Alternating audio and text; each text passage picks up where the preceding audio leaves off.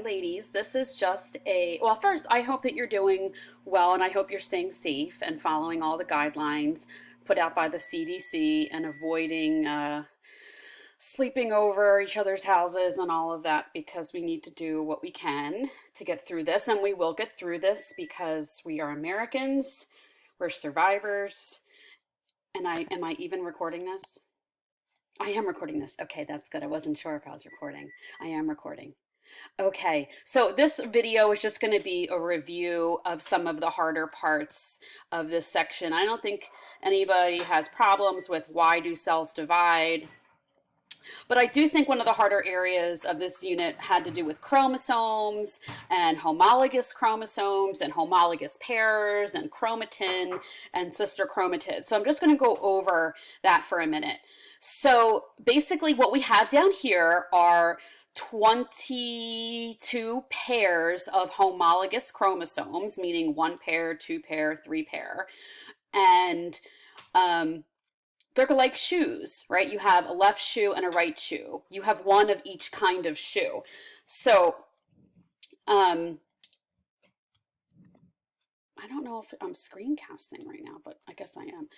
Okay, so this is a chromosome. And this is another chromosome, and these are each molecules of DNA. That's the type of material that they are.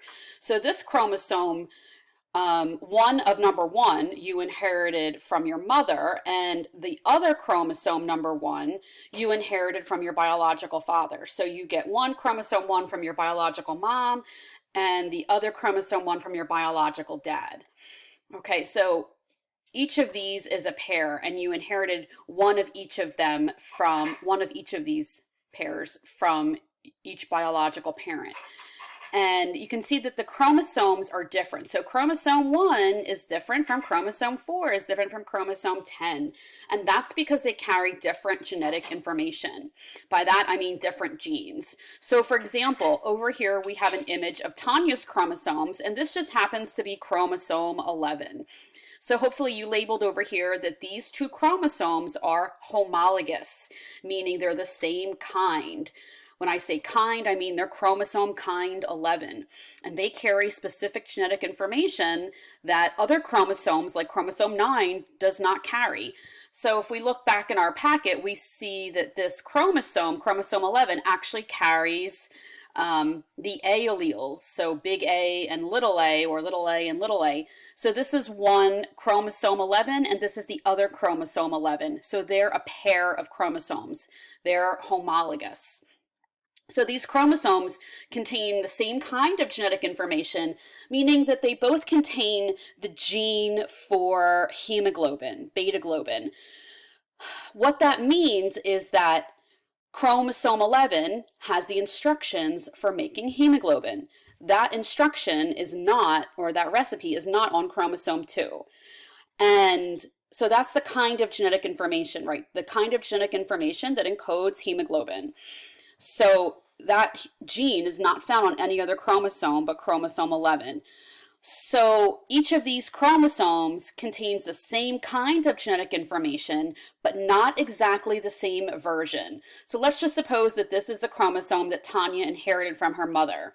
There could be a big A allele on this chromosome, meaning the big A allele codes for normal hemoglobin. And then perhaps her father's chromosome contains the little a allele. And you can go back in your packet and see that I forget on what page. I should get my page out while I'm going through this. Page. On page 6 of your packet and page 8 of your packet. You perhaps go back and read page 6, 7, and 8.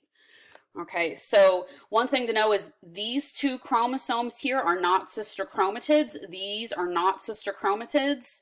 They are homologous. Now this chromosome here and this chromosome here are not homologous. This chromosome and this chromosome are not homologous. This is chromosome 13 and this is chromosome 15.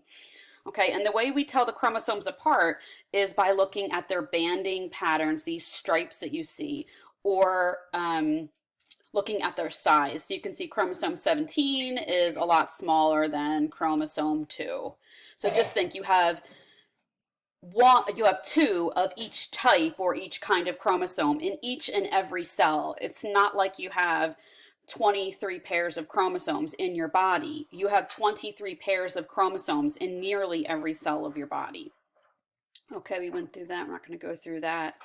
I think you guys are pretty much okay on this. Chromosomes contain many genes. Genes code for proteins. Proteins determine your traits.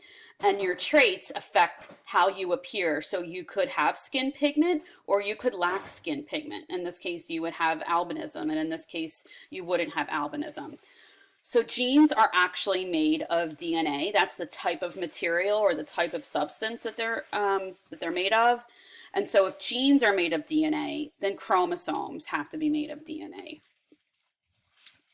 Okay, over here, this just is a visual depiction of chromosomes contain genes. And you can see here we have gene depicted by this branch, by, what do you call this? A bracket.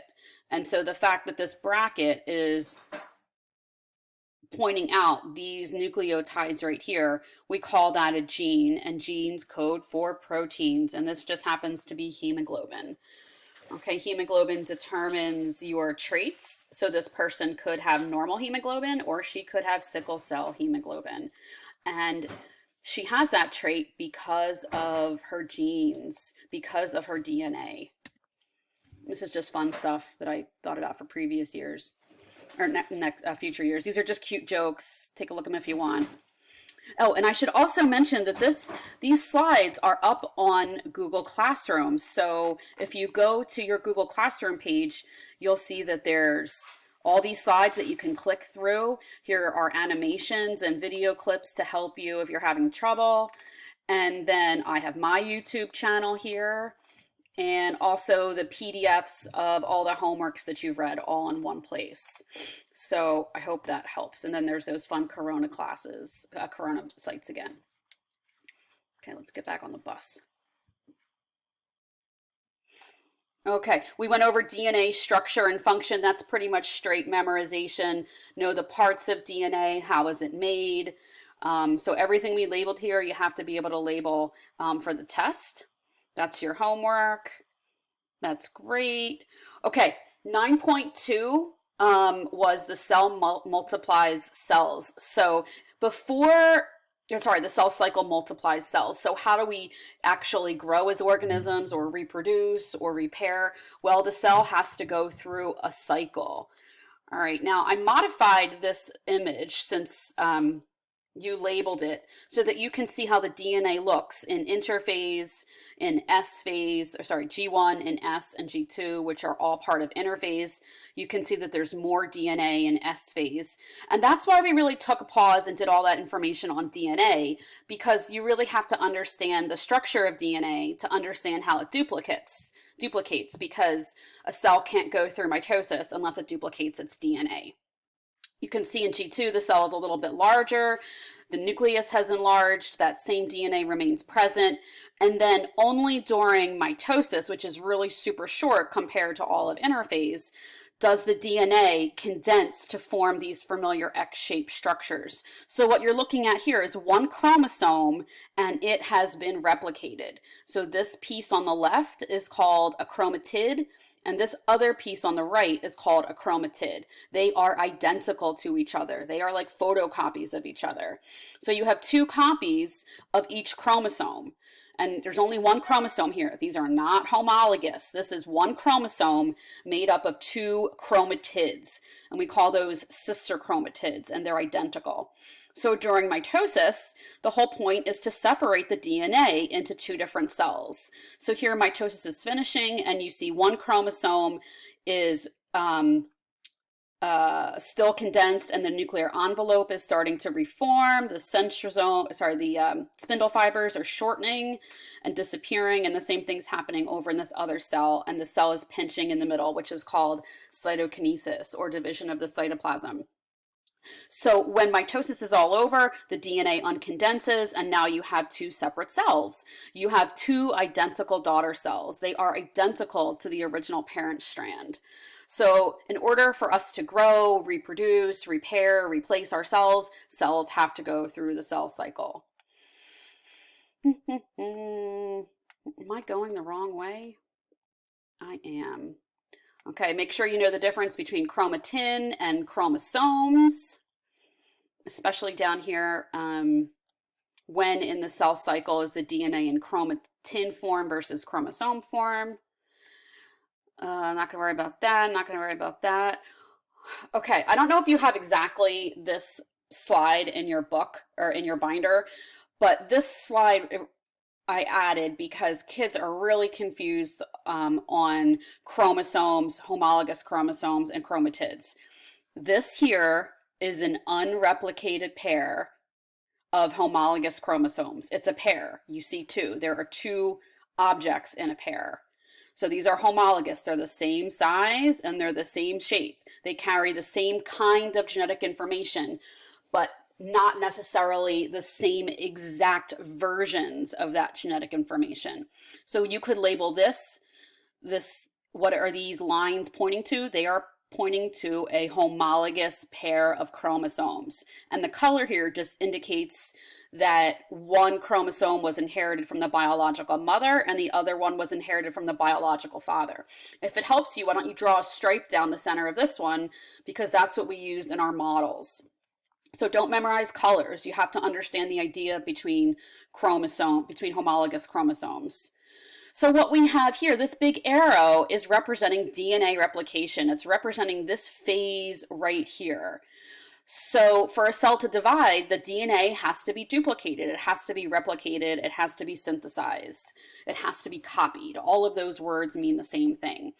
So what we have here is a replicated pair of homologous chromosomes. So you could write that right up here, a replicated pair of homologous chromosomes.